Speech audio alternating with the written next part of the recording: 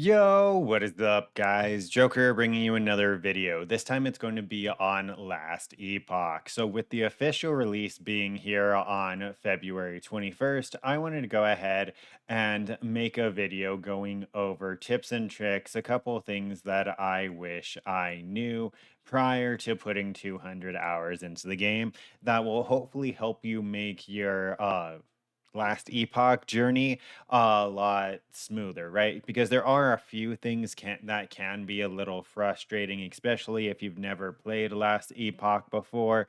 So let's get right into it. The first thing that I want to go over is going to be kind of a couple things bundled into one. It's mainly going to be take your time and have fun, right? I know it sounds kind of obvious, but with ARPGs, a lot of players have this mindset that they have to rush to end game or they won't be making any progress. Last Epoch is not like Path of Exile, right? You don't have to rush to the end game to start experiencing the game. You get to take your time and enjoy the process. The leveling in Last Epoch is actually relatively fun because of the fact that you can feel yourself progressing, right? You can feel yourself getting stronger through the acts, and the ability to respec is so easy that there's no detriment to trying different types of builds during leveling, right? So take your time, don't rush to end game, and just enjoy the game, right? Because if anything, trying to rush to end game can potentially make you quit because the later acts, acts 7, 8, and 9, right? They will punish you quite hard if you're not ready for them. You can't just really face roll the last couple of act bosses if you don't have a max resistance, if you don't have a good enough gear, if you're not doing all of this as you progress through the story, you're just going to pretty much get stuck. So the second tip that I want to go over rather quickly is going to be progression, right? I just said take your time, but I have seen some people get stuck and irritated with the progression where they're either missing passive points they didn't know that they could get or idle slots, right? Because passive points and idle slots in this game are huge, right? Idols can be build defining. So you're going to want to have all of your idle slots. And I've seen people get lost and not really know where they need to go with their quest. So I'm going to briefly explain that right now, right? So when you get a quest, it's going to pop up over here on this left hand side. All you have to do is click it and it is going to zoom you to where you would need to go, right? Let me click this one. That way it actually shows in map. These are all monoliths, so they don't count. And then it'll show you this this teal diamond with a white question mark. This is going to be a side quest. When main quests are on the map, they're going to be the same icon, but instead of teal, it's going to be golden to kind of indicate that it has that higher priority, right? The second thing that you're going to want to keep in mind is rewards that you get. Like I mentioned, you want to max out your idle slots and passive points. If you look at the bottom left over here, you'll see passive point rewards 15, idle slots 8, right? You don't have to do every side quest. You just have to do enough to get 15 passive points and the 8 idle slot rewards, and then you're done. I do all the quests because I'm stupid.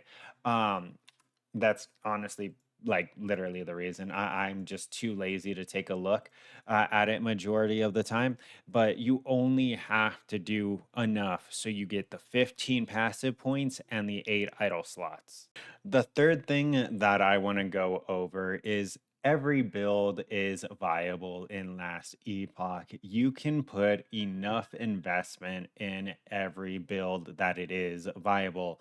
Obviously, there's going to be builds where you get more damage for less investment, or they're more viable at lower investment, like every other game, right? There is going to be that stacked tier of these skills scale better. These are classes are stronger right now, but a single patch can throw that out the window, right? So play what you think looks cool, and I promise you, you're going to be able to scale it into end game with enough investment, right? You don't have to play one of these best builds when literally every build in the game can do all the content in the game. EHG has done a very good job at balancing everything to clear all the content as long as you put enough investment in it. So click the character that you think looks cool. Click the character that has the skills that you want to play. Don't mindlessly follow a guide because it's the best guide or the best start. No, just play what you want to play. Everything in Last Epoch is viable with enough investment. And even with low investment, I would still say that everything's viable to get to 80 plus monos, no problem. As an example, right? I wanted to play a bleed bow character, and I wasn't really finding any kind of build guide for that that was like recent. So I just started doing my own research. I opened the game guide, I looked up bleed. I saw bleed is a physical damage over time. It can stack an unlimited amount of times, and by default, each stack deals 53 damage over 3 seconds, right? So that told me what bleed did. Then I had to go ahead and take a look for skills that have synergy with bleed. I saw puncture. It has that innate 30% chance to inflict bleed on hit, and its bleeds last longer.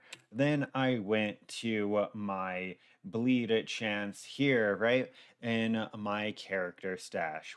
I'm sorry, character stat, not stash, and I looked what bleed chance read as, right? So chance to inflict bleed on hit, bleeds deal physical damage over time. An enemy can have multiple stacks of bleed at a time. Chance over 100% gives chance to apply multiple stacks, right? So after reading all of this, I figured out that I need physical damage, damage over time, and to hit a bunch of times, right? As you can see, I'm not applying one stack of bleed. On average, I think, yeah, 504, right? On average, it's at least 6 to 7 stacks of bleed that I'm applying at a time. And to scale it further, all I had to go ahead and do is play around with different affixes, right? I figured damage over time was going to be something that scaled it because of the fact that it's a damage over time. So that one was easy enough. Then the next thing was getting the most bleed chance that I can. Because remember, anything over 100 is an additional bleed chance, and I want to be attacking as fast as I can because my bleed stacks only last for 3 seconds. So I want to try to hit as many times as I can to get this number as high as I can, because that's when the damage is really going to ramp out, right? Is once I get all of my bleed stacks on an enemy. The faster I'm able to do it, the longer I have my maximum DPS. The next thing I had to look at is physical damage, right? Because bleed is a physical damage over time. Now, this means things like bow physical damage are not going to scale my damage, but physical damage is. And the intricacies that you can find with stuff like that, right? The fact that I can scale it with physical damage, but not like physical damage, bow physical damage, which you can see, or bow damage, right? Those things aren't going to scale my bleed because we know that bleed has an innate 53 damage over 3 seconds. So the only things that I want to scale are duration of ailments, physical damage generically, and then damage over time and bleed chance, right? So it's super easy to figure out what you need. The game does a very fantastic job of helping you actually make the type of build that you want to make. The fourth tip, I think we're actually only at the fourth tip because I went on a little bit of a tangent right there. But the fourth tip is going to be don't be afraid to waste gold, right? Because you get more than enough gold. You're going to have plenty of gold and you want to be using it. You want to be using it to buy things like runes of shattering, which you can buy from merchants for 2K each. Let's see if this, yeah. And you want to buy these every time that they're in the shop because they're going to help you get affix shards, right? So don't be afraid to buy them. The next thing is stash tabs, right? Stash tabs are incredible. You can buy, I think, the first 5 stash tabs for under 100K gold, which might sound like a lot, but it's not because even at the 11th tab, it's only 50K for my next tab, right? So you're able to go ahead and hoard as many items for as many characters as you want. So don't be afraid to waste your gold because there's technically no wasting gold. You get more than enough of it as long as you play a decent amount of time, right? You're going to just naturally accumulate such a large amount that hoarding it is going to be more detrimental than actually using it. The fifth tip is going to be your ABCs, right? Always be crafting. Never worry or be afraid of using crafting materials, especially if they're the glyphs or the runes that fall in this first half of the glyphs and runes, right? You're going to get more than enough of these, and you are going to want to constantly be upgrading your items because last Epoch does something really cool where you'll constantly be finding upgrades on the ground, right? It's not like D4 or Path of Exile. You are going to be constantly finding upgrades. And even if an item looks like it has the potential to be an upgrade for you, just throw it into the crafting window, use some of the resources on it, and chances are you will end up with an upgrade. I mean, this ring I got super lucky on, but it's an example of okay, if I wouldn't have tried, I wouldn't have gotten the end result, right? This ring does so much for me. I love it so much. It's literally like 29 all res plus 25 necrotic res, plus it has 2 damage modifiers. Like this ring is just like so good for me. But off of that tangent, always craft. Always, always, always, when you see an item that you even think can be an upgrade, just throw it into the crafting window and try to get an upgrade. Just to kind of show the reference of what this ring does for me, my bleed damage is 523 and my reses are capped. I take the ring off, I lose a lot of fire res, I lose a lot of cold res, and I lose 70 flat damage on my bleed. So just as like the visual to see how much it does.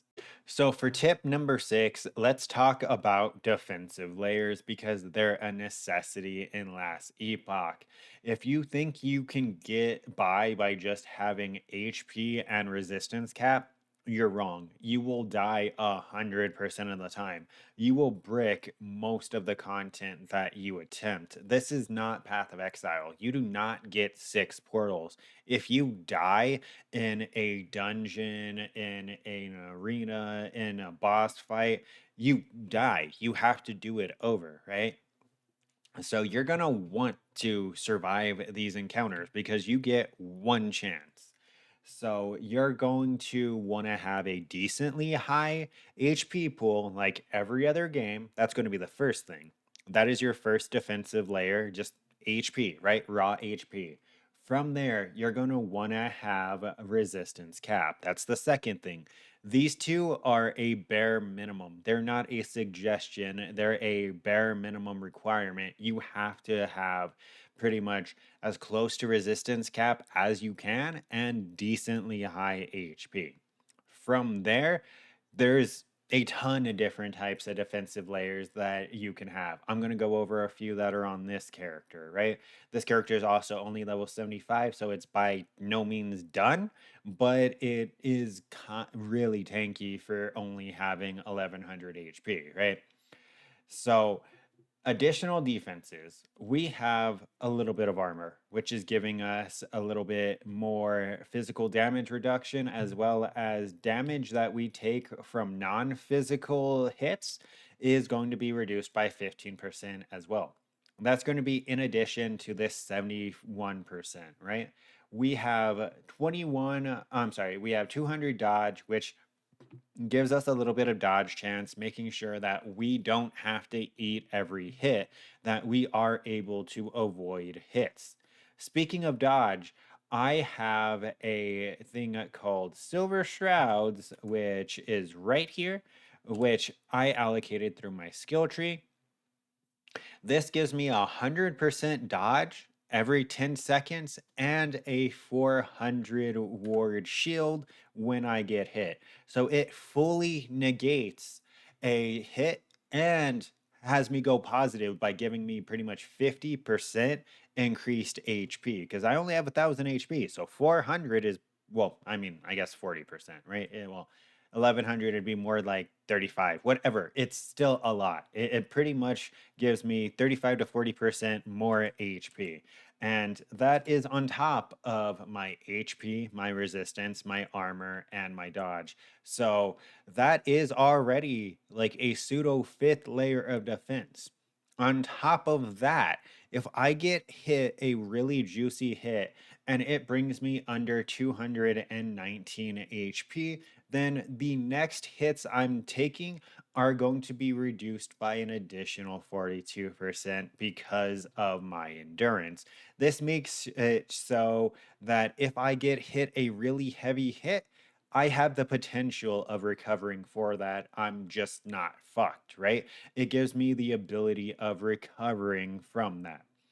So it gives me the ability to dodge out of the way or use a potion or do something to try to recover my HP. Because remember, you only have one chance in these fights.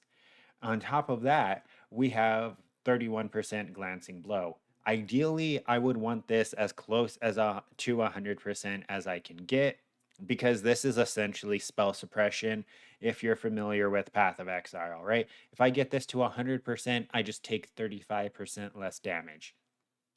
But 31% chance is still, it's still kind of all right, right?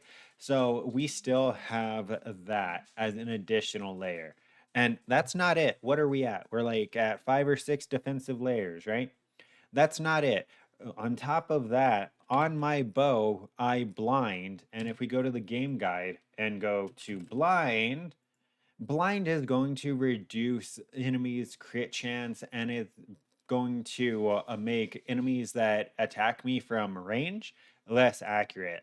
I'm a ranger. I'm always going to be being attacked by range. If I'm stupid enough to walk in a melee distance and I die, that is my fault, right? So this makes it so I don't have to worry as much about my crit strike avoidance right now, which ideally I would get in a later stage and I would drop the blind. But this compensates for that, right? It makes it so I'm going to be crit less and enemies far away aren't going to hit me. That's the same with my dodge. It makes it so I don't have to eat every hit, which if you only have HP and resistance cap, you're going to be eating every hit and you're going to be dying relatively fast. On top of that, as of right now, the last defensive layer I have is frailty, right? I have frailty on my amulet. And what frailty does is it makes enemies do 6% less damage and it can stack up to 3 times. So it's pretty much an 18% reduced damage from enemies. So I have 7 or 8 defensive layers, and that's to compensate for the fact that I only have 1100 health. So even though I only have 1100 health, I wish we had like a POB so we could see my effective HP pool, but Trust me when I say deaths are not a problem for me. I only die to really stupid shit or really big one shots that I stand in. And at that point, it's a skill issue, right? Like if I'm standing in a one shot that I can dodge, that's my fault. But yeah, so tip six, defensive layers. Oh, two things I forgot to mention real quick because technically they are defensive layers. I also have decoy totems that are going to help me out by essentially pulling an aggro. And then I have ballistas that drop potions because of their skill tree. There they are. See? So those both I still count as defensive layers because they are a defensive layer. This is literally like 400 or 500 HP, and then this taunting the boss off of me is an additional defensive layer. Coming in at my eighth and final tip is going to be make sure you take advantage of your tools. EHG has done a fantastic job of giving us everything we need. If it's the end game guide that explains essentially everything to you, if it's the fact that our skills give us the best way to scale them on the skill itself, if it's the integrated loot filter, which is probably the best loot filter I've ever experienced in an ARPG, or if it's the external tools that the community has brought to us, right? Like Last Epoch tools and Maxroll with all of their articles and guides. Make sure that you're utilizing all your tools. There is enough that you never have to feel frustrated or annoyed or try to figure something out on your own if you're stuck. If you have a question, 9 times out of 10, it is going to be answered in one of these resources. But that's pretty much it. That's all I wanted to do. Make a short video. I don't think this video is short though, going over some tips and tricks for new players that may be interested in joining Last Epoch. Honestly, in my opinion, it has the potential to rival Path of Exile 2 at a 1-to-1, right? D4 is no longer in the race. Last Epoch pretty much knocked it out. This game, as long as it continues to be managed correctly by EHG, I see having a super bright future. But yeah, don't forget to like, comment, and subscribe to stay up to date with this and future content. And until next time, take care.